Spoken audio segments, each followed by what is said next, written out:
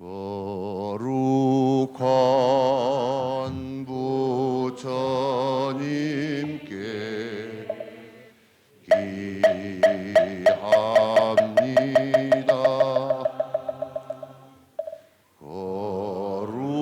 거룩한 가르침에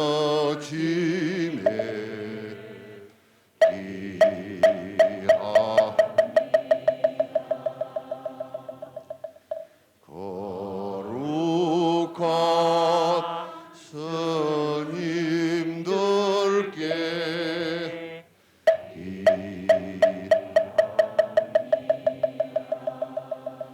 둥 걸고 또한 밝은 빛은 우주를 싸고 고르고 다시 넓은 덕은 만물을 길러 억만겁도록 변함없는 부처님 전에 야, 다들이 Aujourd'hui, 다 거리에 c'est 쳐줘서로 des enseignements 아는 de 가서 mes amis coréens. 천지체하시 두스리 C'est 2 jours où il va y avoir une explication sur les enseignements 가다 du Dharma. 거리에 La Corée, 지금 밤에네 낭주체니 c'est une, 도난 첨부 il y 유도시리샤 a un grand intérêt, et c'est un intérêt qui découle en fait d'une 엔더 tradition 벌고 나대 familiale. 거리에 다 사우트 거리에리 나대 저거로 차대기 요리 Je suis déjà allé de nombreuses fois en Corée du 사우트 Sud. 거리에가 축슬리 리버리 제니 간담이 메마조 Et je voyais bien que 먼저 전에게 그게 산지에 처리야 대바 지시 여대 avaient une foi profonde 시우지를 드셔 à l'égard du Dharma. 아니 다 들대 Et aujourd'hui, 거리에 쳐줘서 mes amis Dharma coréens, 가도서 천지체학 c'est une opportunité 그것도 충분히 pour avoir donné une explication 말씀 le Dharma 가보죠. pour vous, et j'en suis très heureux. 이렇게라서 미세가 Et en 토나체니 particulier, vous prêtez un intérêt spécial 제가 산지에 처리야 aux enseignements du 미세가 Bouddha, 토나로 용대하리 야우사리 et c'est vraiment excellent. 싸움이 Principalement, 최대랑물이 최 간절히 최다 맛에 sa propre pratique religieuse et personnelle, 소소 결과랑와리 c'est une liberté totalement personnelle, notre pratique religieuse, 주루다면을 예배나로 alors qu'il existe de nombreuses religions. 지랑게 뭐와 가와연에다 디토네 C'est suivre en fait l'objet envers la chose envers nous avons la foi, et ceci, ça dépend complètement de nous. Si nous croyons et nous acceptons un Dieu créateur, 아니 떠주다가 토네베 지지도 en développant une foi 야고요래 focalisée et stable 다 envers 간다 le 출루디 Dieu créateur. 상월로기 떠주 잠만자 요래디 얘네 Et 상월로기 dans les 서버 enseignements du 상고 bouddhisme, 제고야 아니 밀 팬심 toutes 제고야 les différentes religions 밀이 qui ont aussi 낙선 des points de 말씀 vue 전에 philosophiques, 된대기 얘네 상에 les idées essentielles sont les mêmes dans le sens où c'est pratiquer la bienveillance, l'altruisme, etc. Et ces qualités-là, ces enseignements sont excellents. Je suis un moine bouddhiste, un simple moine bouddhiste, et je respecte toutes les traditions religieuses qui existent. Alors qu'il existe de nombreuses traditions religieuses, je connais beaucoup de personnes de différents religieux, et je vois bien en fait la pratique de la bienveillance, de pratiquer le contentement, d'être satisfait avec ce que nous possédons. Et toutes ces pratiques-là, je les respecte profondément. Qu'est-ce qui est important? D'un point de vue politique, actuellement, il faut s'assurer. Il est important que nous entendions du point de vue politique, mais aussi du point de vue religieux, qu'il y ait une entente, une harmonie. Par exemple, en Afghanistan, c'est vraiment triste la situation là-bas. Les conflits qui existent là-bas en lien avec la religion, alors que nous avons différents points de vue philosophiques, mais par contre, l'aspiration altruiste d'être bénéfique aux autres. Et ça, c'est quelque chose qui est commun et qui est recommandé par toutes les traditions religieuses, la bienveillance et l'altruisme. Prenons pour exemple, je suis bouddhiste, mais je vais dans des églises chrétiennes, catholiques, hindous, juifs, etc. Et je les respecte de manière égale. Alors qu'il y a différents points de vue philosophiques. Mais ce conseil en fait, général qui est commun à travers toutes ces traditions religieuses, c'est-à-dire le bon cœur, la bienveillance, est enseigné. Et ceci est vraiment ce qui est excellent. Et c'est vraiment important pour que toutes les traditions religieuses soient en harmonie l'une avec l'autre.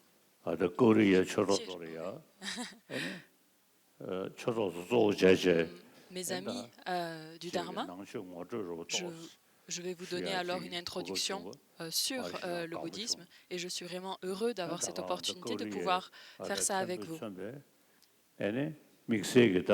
Et en particulier, vous avez... je remercie principalement aussi Khenpo qui a apporté un intérêt très particulier à ces enseignements. Et mon ami coréen Khenpo de Corée est un ami de longue date. Et aujourd'hui, nous nous retrouvons. Et d'avoir cette opportunité d'expliquer le Dharma avec vous. Je suis si heureux, ça me rend très heureux. Et je vous remercie profondément de m'avoir offert cette opportunité.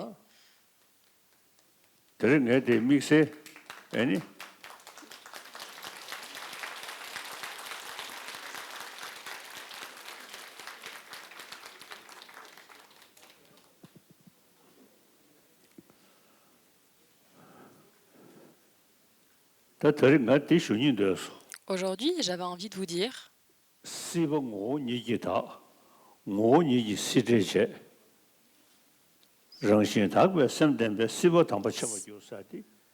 Sa sainteté vient de faire une citation sur l'existence cyclique et de la nature. Donc, la purification, de comprendre que l'existence cyclique n'existe pas de par son propre côté, puisque l'existence cyclique n'existe pas de par essence, de par nature propre, donc peu importe le phénomène, alors qu'il nous apparaît comme ayant une existence objective, vu qu'il y a cette croyance en ces apparences, comme quoi les phénomènes existent de manière objective, l'attachement et la colère naissent en nous. Alors que les phénomènes, et aucun phénomène d'existence cyclique existe de par lui-même, et c'est vraiment important de réfléchir sur, de comprendre que, puisque les phénomènes sont vices d'existence propre, et en ayant cette compréhension, et en réfléchissant, en contemplant ce sujet-là, cette saisie d'existence propre va être réduite. Et ceci va être une condition pour que l'attachement et la colère diminuent. Et mes amis de physique quantique, certains, ils expliquent cela. Donc tous les phénomènes, qu'ils soient internes ou externes, aucun phénomène n'existe comme il apparaît, donc il n'a pas d'existence objective, et donc c'est aussi expliqué et argumenté par les sciences de la physique quantique. Les phénomènes n'existent pas comme ils semblent nous apparaître, ils n'ont pas d'existence objective. Et ça nous amène à quoi, cette réflexion? Si un phénomène existe de par son propre côté, si on observe, on a cette apparence d'un objet plaisant, alors nous allons avoir de l'attachement qui est généré en nous. S'il y a un objet qui apparaît de manière déplaisante, la colère ou l'aversion va naître en nous. ces attachements ou la colère, l'aversion, et découlent en fait de cette saisie d'existence propre. Puisque tous les phénomènes d'existence cyclique sont vides d'existence propre, sont dénués d'existence propre, et c'est de par l'absence d'existence propre, l'absence d'existence propre de la vacuité, et en ayant cette compréhension de cette absence d'existence propre,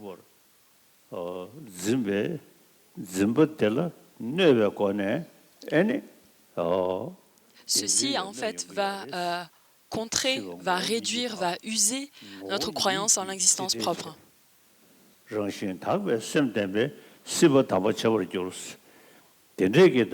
Ainsi, tous les phénomènes, puisqu'ils n'existent pas comme ils semblent nous apparaître, et suite à une analyse, on voit bien que ce sont des phénomènes qui sont simplement désignés par la conscience, qu'il n'y a aucun atome d'existence propre. Alors l'attachement et la colère, la base de cet attachement et de la colère va être détruite, va être éliminée.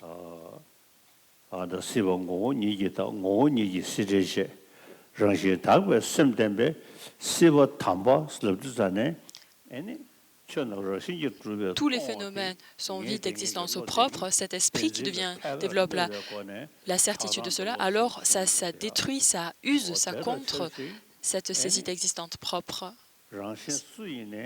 qui est maintenue par l'esprit. Et donc tous les êtres sensibles qui remplissent l'espace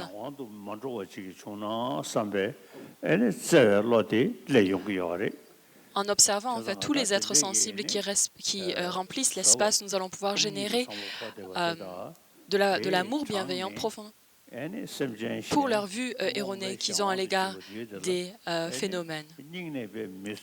De voir en fait à quel point cette vue est en désaccord avec la réalité et que cette ignorance les garde dans l'obscurité. Ceci nous permet de développer cet amour bienveillant à l'égard de tous les êtres sensibles.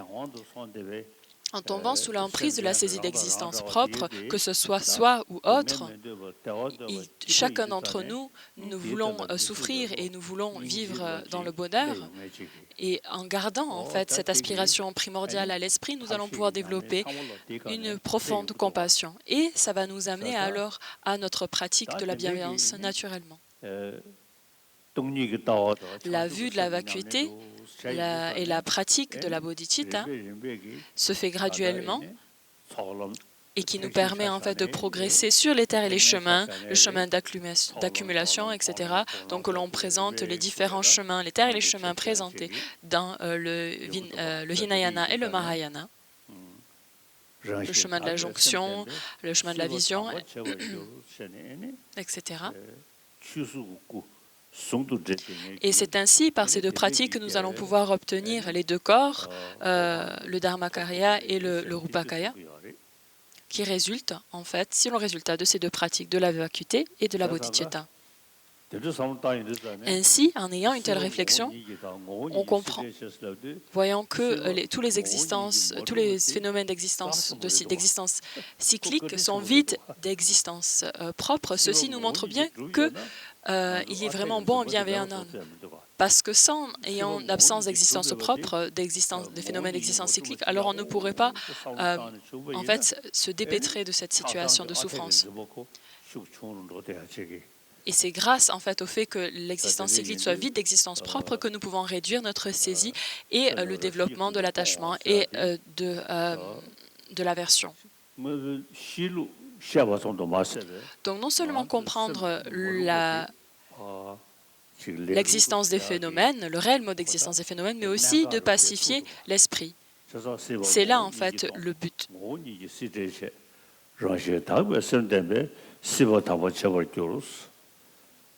Donc ce verset nous amène à réfléchir à l'absence d'existence propre des phénomènes samsariques. Et maintenant, ceci nous amène à buvons notre thé ensemble. L'offrande de thé.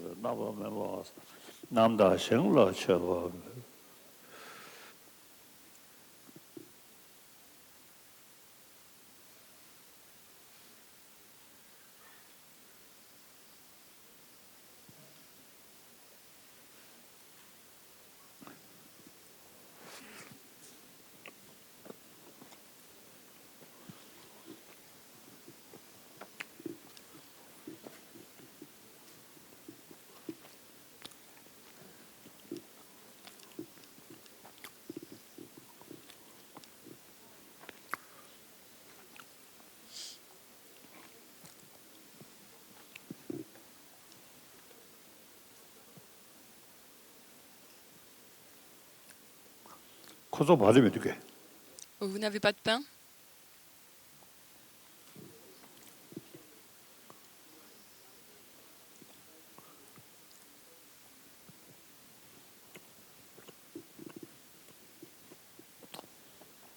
네. Prenez.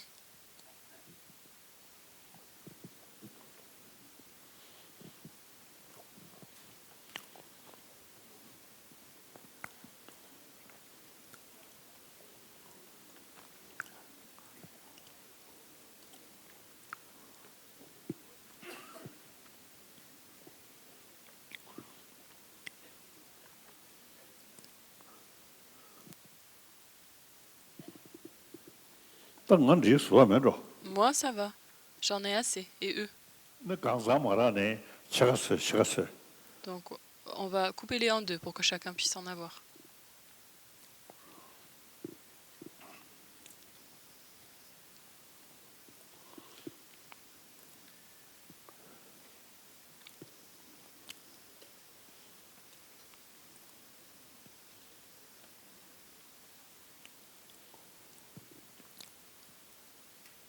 인다 다니 선주양 태야리야. 애는 예자 어느 사우스 코리아리야. On voit aussi dans, 상가로 쉬우시 접체. 진대기 dans les informations qu'il y a un peu d'agitation en Corée du Sud. Et c'est vraiment une situation déplorable, ce qui se passe là-bas en Corée du Sud. Et donc j'espère que, et je vous souhaite, je vous donne vraiment le mieux et que la situation s'améliore au plus dans ce pays. Dans un pays bouddhiste comme cela, que ce soit disputé et qu'il y ait un conflit sur un sur un désaccord, un simple désaccord, et c'est vraiment très attristant. Et donc dans tous les centres monastères, c'est important pour chacun d'entre nous de faire des prières pour que la situation s'apaise rapidement. En général aussi, quand on réfléchit au monde entier et les différentes traditions religieuses qui conseillent la pratique de la bienveillance, du bon cœur, de l'altruisme, de pouvoir s'assurer au mieux que de vivre en accord avec la société et d'être bénéfique envers notre société. Ceci est enseigné et conseillé par toutes les traditions religieuses. De pouvoir développer cet esprit qui vise au bien commun. Et l'obstacle majeur à développer cette aspiration, c'est cette idée d'existence propre. Et tout ce qui a été enseigné par le Bouddha Bhagavan, et c'est ce qu'on récite régulièrement dans le Sutra du corps, la forme est vide, la vacuité est la forme n'est rien d'autre que la vacuité n'est rien d'autre que la forme. Dans le Sutra du cœur, ceci est enseigné. Cette saisie d'existence propre qui se base sur la forme, disons, si on analyse cette forme, on va à la recherche de cette forme, celle-ci ne pourra pas être trouvée, on comprendra bien que c'est un simple nom donné sur cette base-là. Alors que cette apparence semble exister de par son propre côté, il n'y a rien qui peut se trouver de manière objective. Et ça, c'est vraiment quelque chose de très bénéfique pour nous. Et de mon propre point de vue, de manière quotidienne, je médite sur la bodhicitta et sur la vacuité. Et c'est l'aspect central, en fait, de mes pratiques quotidiennes. Et je vous dis ça parce que c'est quelque chose de très bénéfique pour mon esprit. La vue de la vacuité permet de réduire l'attachement et l'aversion. La bodhicitta, elle réduit, en fait, cet autochérissement. Et qui permet en fait de faire grandir et de faire croître l'esprit qui vise à être bénéfique envers l'autrui.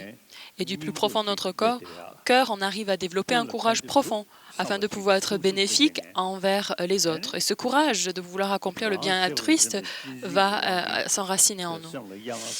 Parce qu'en fait, avec l'autochérissement, beaucoup de pensées discursives s'accroissent Et l'altruisme, cet esprit qui chérit autrui, permet en fait de pacifier ses émotions, ses pensées discursives, permet un bien-être physique, un bien-être mental, alors que le corps se sent mieux, l'esprit est aussi à l'aise. Et au plus profond de nous, en fait, ce qui apparaît, ça va être ce courage de vouloir accomplir le bien d'autrui.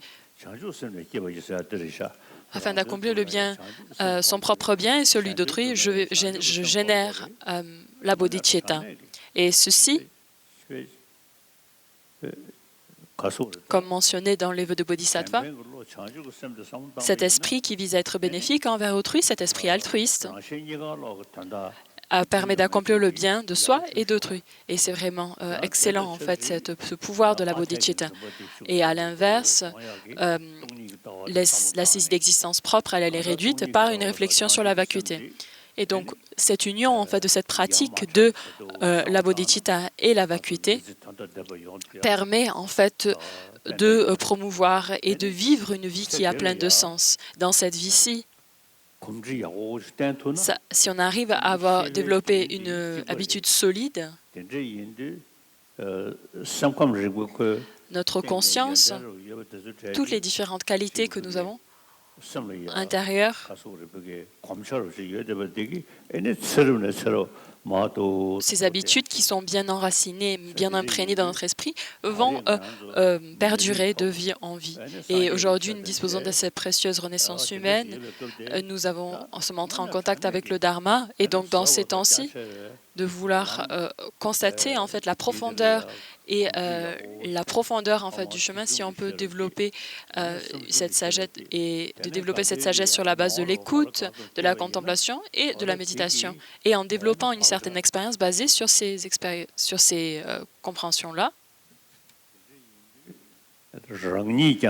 ça permet que de vie en vie, la bodhicitta et la vacuité soient une pratique qui perdure à travers toutes les vies. Et donc, que ce soit directement et indirectement, on va pouvoir accomplir le bien-être de tous les êtres sensibles par le biais de la vue de la vacuité et par la bodhicitta. Et dans le Bodhisattva Chavatar, tant qu'il y aura l'espace-temps, qu'il y aura des êtres, puissais-je moi aussi demeurer afin de pouvoir éliminer la souffrance des mondes. Et donc, tant qu'il y aura des êtres, tant qu'il y aura l'espace et de pouvoir en fait s'efforcer de développer cette force et cette endurance, de pouvoir accomplir le bien de tous les êtres et de développer une pratique profondément sincère à l'égard d'accomplir le bien de tous les êtres. Et cette aspiration est si profonde. Et réfléchissez bien et constatez bien en fait la puissance de ce courage. Et en fait, un résultat en fait de ce courage-là va être un bien-être intérieur. Et j'avais envie de partager cela avec vous, mes amis coréens.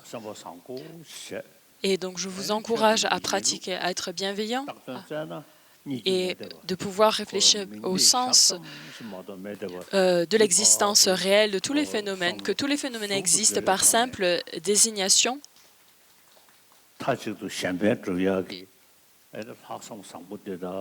Et sur la base de cela, de pouvoir développer cette aspiration sincère de vouloir accomplir le bien de tout en l'associant avec la vue de la vacuité que tous les phénomènes, toutes les formes, peu importe soit-elles, n'existent pas de son propre côté. Donc, par exemple, au Tibet, il y a beaucoup de pratiques de la déité, mais la racine en fait de ces pratiques sur les déités, c'est la bodhicitta et la vacuité. Mais finalement, ce qu'on a tendance à faire, c'est de mettre de côté en fait les racines de ces pratiques-là et de faire directement ces pratiques sur les déités. En pensant, lorsqu'il y a des méditations sur la déité, ce qui va nous permettre d'accomplir cette pratique-là, ça va être de comprendre que les phénomènes, que le soi est une simple désignation de la vacuité, de cet espace de la vacuité, les phénomènes sont une simple désignation. Et c'est ainsi de la vacuité que l'on va méditer sur la vérité. Et c'est important pour que tous nous, amis du Dharma, comprennent bien la racine. On a tendance, on ne prête pas attention à la racine et on s'accroche aux branches et aux branches. Et on s'agite autour de ces branches au lieu de saisir et de bien identifier la racine. Et c'est très important pour chacun d'entre nous de saisir et d'identifier la racine. Et donc je vous demande à chacun d'entre vous de vous efforcer dans ce sens-là au maximum. Et en plus de cela, dans le monde actuel,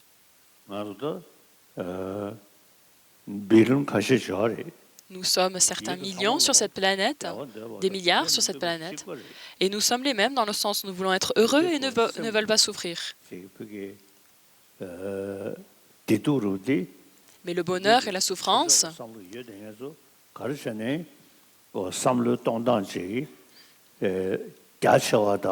donc grâce en fait à une réflexion religieuse ou même on pourrait dire bouddhiste, on arrive à avoir une perspective un peu plus extensive,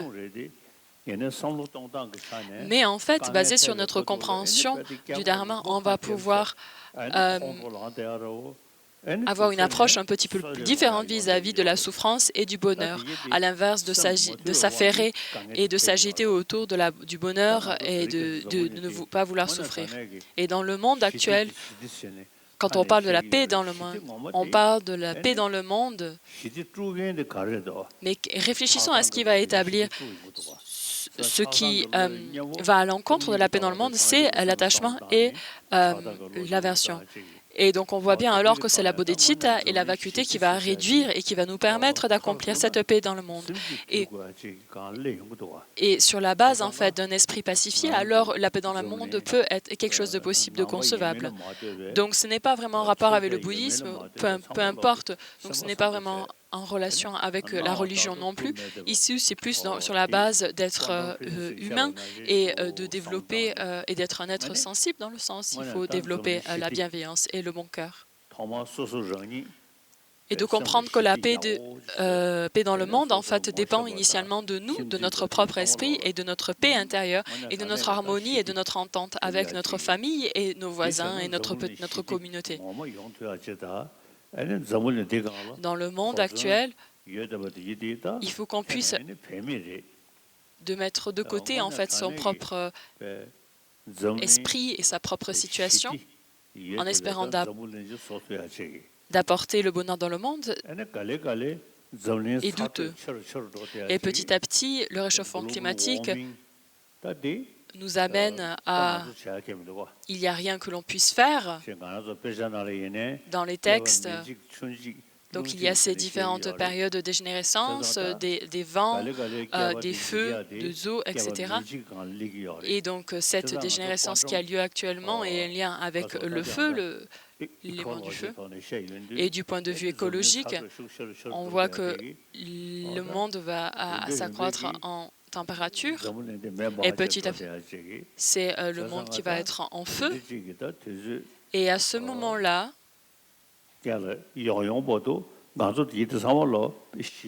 mais assurons-nous qu'avant que cela arrive, on arrive à être heureux, qu'on arrive à être paisible, qu'on puisse être bienveillant à l'égard de l'un de l'autre. Donc que l'on accepte un Dieu créateur ou pas, de voir que si on accepte un Dieu créateur, on va pouvoir s'assurer que notre vie soit en accord avec les conseils du Dieu pour que nous puissions être à ses côtés après notre mort. Et si on n'accepte pas un Dieu créateur, de s'accroître que de développer la bienveillance et le bon cœur afin de s'assurer que de vie en vie, on puisse développer ces habits de bienveillance pour avoir des bonnes vies futures. Il est vraiment important pour ceux qui arrivent à avoir ce type de réflexion. Et ce type de réflexion, en fait, apporte beaucoup de bien-être. Donc on peut classifier dans le bouddhisme certains aspects religieux et d'un autre côté on peut placer d'un contexte plus psychologique, c'est-à-dire dans le contexte de l'éducation laïque. Et je vous conseille de développer en fait ceci, la bienveillance et le bon cœur dans ces contextes-là. Et donc, mes amis de la Corée, et jusqu'à présent, vous avez travaillé si dur, et je vous demande de continuer dans ce sens-là, et graduellement,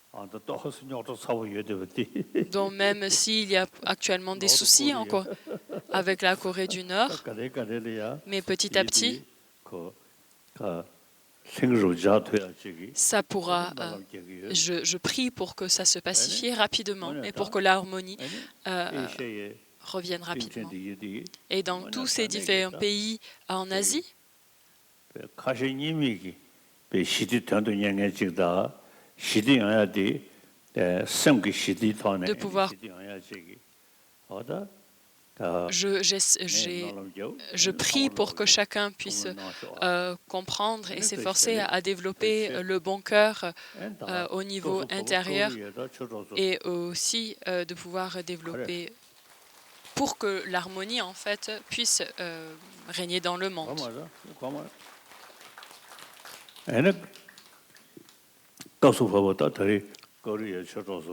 Aujourd'hui, mes amis du Dharma, coréens, bon, que vous soyez en Corée, il y a aussi beaucoup de Coréens partout à travers le monde.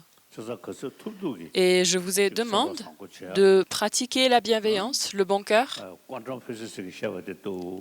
de réfléchir un petit peu à ce que présente la physique quantique.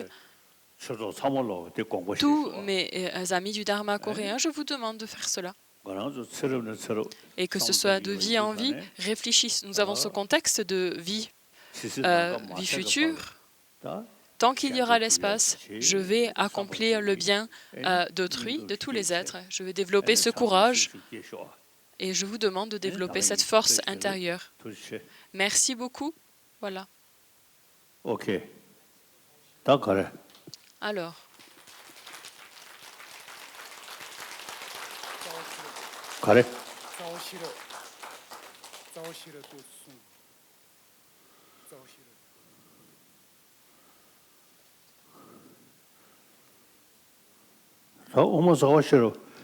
La sagesse, l'instance de la sagesse fondamentale,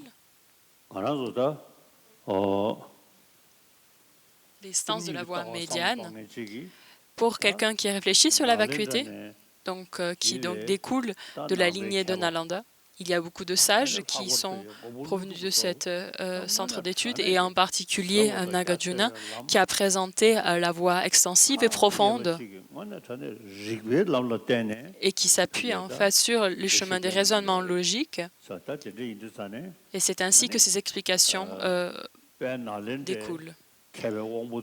Et de nombreux sages de Nalanda et donc tous les différents disciples de Nagarjuna, donc ce qui a été composé par Nagarjuna, l'instance de la voie médiane, la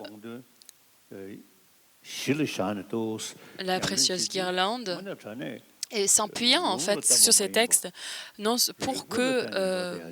pour notre pratique, pas juste se baser au niveau des citations et de ne pas aller plus loin, mais vraiment de s'appuyer sur notre raisonnement logique et d'y réfléchir à cette réflexion qu'il présente.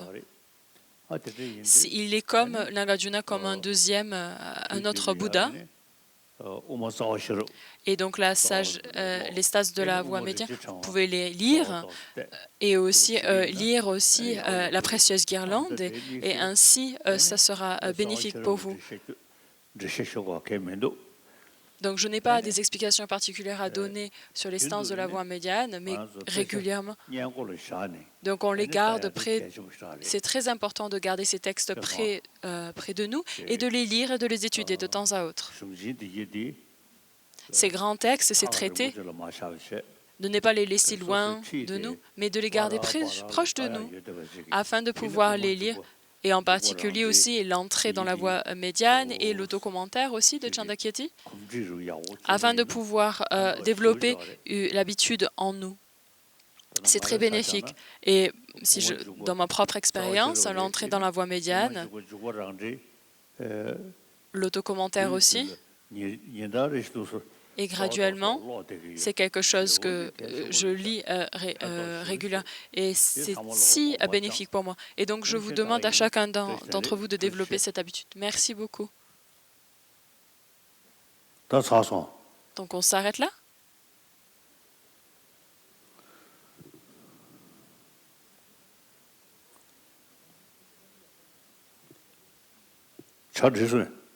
Tout le monde a eu son thé?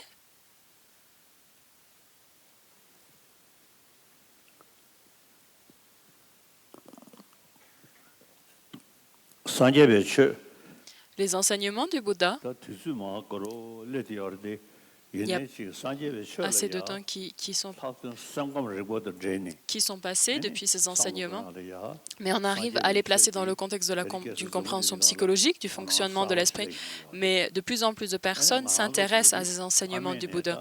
Et pour nous, et pour de nombreux d'entre nous, nous sommes bouddhistes par en fait le fait que du point de vue de la famille.